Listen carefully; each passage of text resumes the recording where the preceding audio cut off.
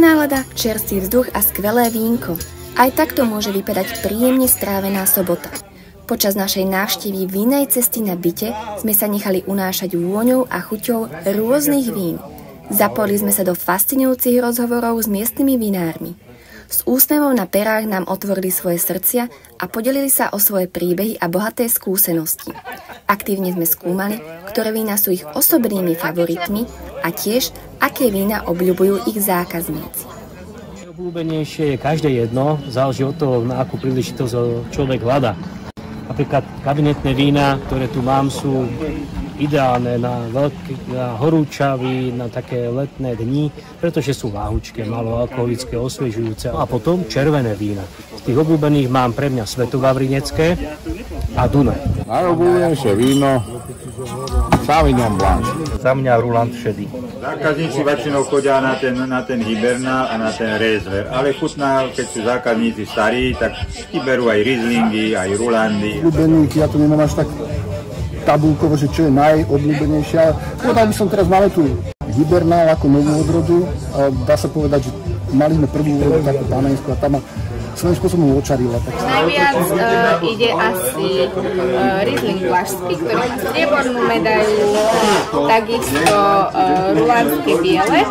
Niektorí obľúbujú sladké, ale ja mám radšej také kyselkavé, tak to znamená, že Riesling Vlašský. Veseckú Lánku, čo je naše teda najobľúbenejšie, je to tu jediné víno. Každý chce Dunaj, každý chce Lavínu, každý chce Riesling Rituál, to sú také veci, ktoré jednak možno už poznajú ľudia, alebo aj sú to novinky, ktoré zaujali nielen teda názvom, ale aj chuťou. Najlepšie u nás je nazdal Hibernál. Na našich potulkách vinicami sme narazili na kvantum návštevníkov a zisťovali sme, odkiaľ pochádzajú a prečo sem prišli. Takže som tu z Nitry a chodím sem každý rok, najradšej mám také sladšie vína, napríklad Doria alebo Tramín červený. Sme z Prahy, přijeli jsme za babkou na Slovensko a využili jsme příležitosti ochutnat spoustu dobrých vín. Som z Michaloviec na pozvanie, pozrieť sa na Janskú cestu, vychutnať vínka. Každý vinár má nejaký príbeh. Niektorí sa vinárstvu venujú iba krátko, iní zase dlhodobejšie. Jedno však majú spoločné. Všetkých spája rovnaká láska k chutnému vínku. A ako sa vlastne títo vinári z Byty dostali k vinárstvu? Vinárstvu sa venujem od malička, pretože v mojej rodnej obci robil víno jeden dedo, druhý dedo, môj otec, takže...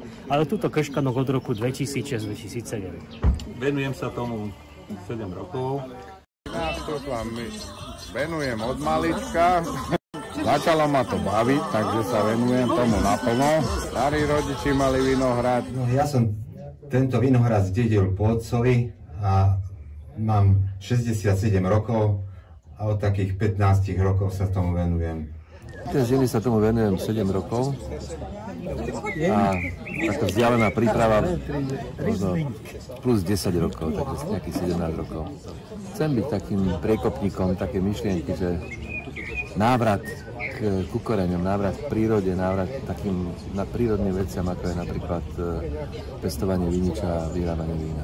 A vlastne tých 42 rokov som sa dostala k tomu vinohradu, takže pôvodne ten vinohrad obrábal svokor, ten vinohrad to je asi najstarší rodiaci vinohrad v Krškanoch, má minimálne 50 rokov alebo viac. No tak sme sa dostali ešte po rodičoch. Všetci, takže voľado sa vždy musí starať o to. Tak venujeme sa 20-30 rokov tu.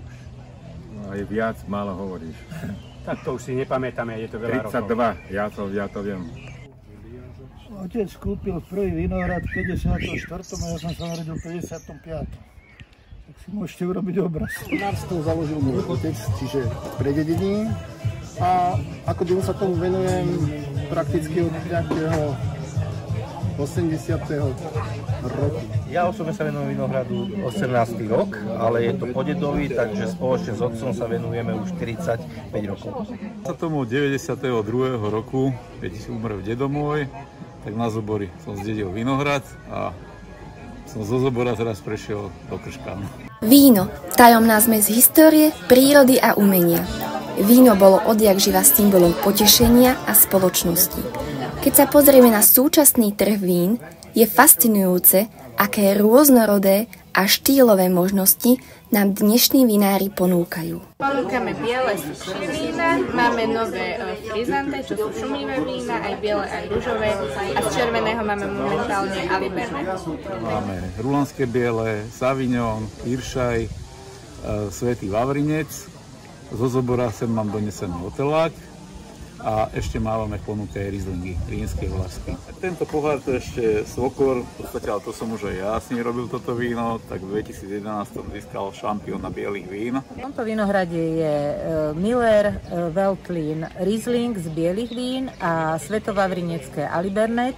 Teraz tu nám máme 3 ročníky Rieslingu, 1 ročník Millera a Svetovavrinecké plus ten Alibernet a rozečko. Sa dorobiť si to víno viac menej pre seba a toto je jeden deň v roku, kedy ho ponúkame aj pre vás. Ponúkame 10 druhov vín, 7 bielých, 1 ružové, 2 červené. Skúšam aj klasické odrody, aj nové odrody. Venujem sa hlavne bielým, Rulančedy, Sauvignon, Tramín červený, červených Nitra, Dunaj s Hronom, Kuvečka. Mám už veľa úspechov. Vínka, ktoré sú dopestované tu na, to je Dunaj, Sauvignon Blanc. Sauvignon Blanc tu máme 2 ročníky, 22. 23. Okrem toho tu máme zmes bielu, ktorú môžeme nazvať už aj kuvečkom, lebo sme ho spájali ďalšími vínami. Tento ročník ponúkam 2 vína ročníka 2022, a to konkrétne Sauvignon Blanc a Pinot Blanc, Riesling vlasky, ktorý mám tiež vysadený, a 1 kuvé biele, ktoré voláme byťanské bíle. A spolu tu obrávame títo vinohrady a ponúkame 18 druhov vín tento raz. Ináč máme väčšinou takých 12 druhov vína. Tuto je Buletín, je tu Riesling vlasky, Riesling rínsky, Rulandské, Hibernál, ten má málo tu v názve vinohradov, Miller Thurgau, Svetovavrinecké Riesler, ten mám tuším len ja, Miller Thurgau, Iršaj Oliver a čo som vymyslel toto byťanské perlivé. Ponúkam Frankovku modrú, Rulandské šedé, Riesling vlasky a zmes biele. Máme tu číslo 13 a ponúkam vínka biele, červené, sladké, kyslé, Noria, Riesler. Sú tu Cabernet Franc, tu nemá na kopci nikto, iba ja. Všetko sú vína odtiaľ toho, teraz hrozno z nášho vinohradov. Je tam Muškát, Milia, Pálava, Devín, Rulenka, Hibernál z bielých a z červených Merlot, Alibernet, Dunaj, Danubius. Máme tu nejakých 6 zoriek červených vín, Svetovavrinecké, Novošľachtince, Dunaj, Hron, Nitriu a Lavínu. Takže to sú naše vína z bielých. Taká zaujímavosť je Riesling Rituál. V každej fľaši je zabudovaný kus histórie, tradičnej zručnosti a nesmiernej lásky k vinárstvu. Vínna cesta na bytie je nielen miestom pre milovníkov vína, ale aj pre tých, ktorí chcú nahliadnúť do srdca slovenského vinárstva a objaviť jeho bohatú tradíciu a vášeň. Pre vinárov z Byty Lucia Babková.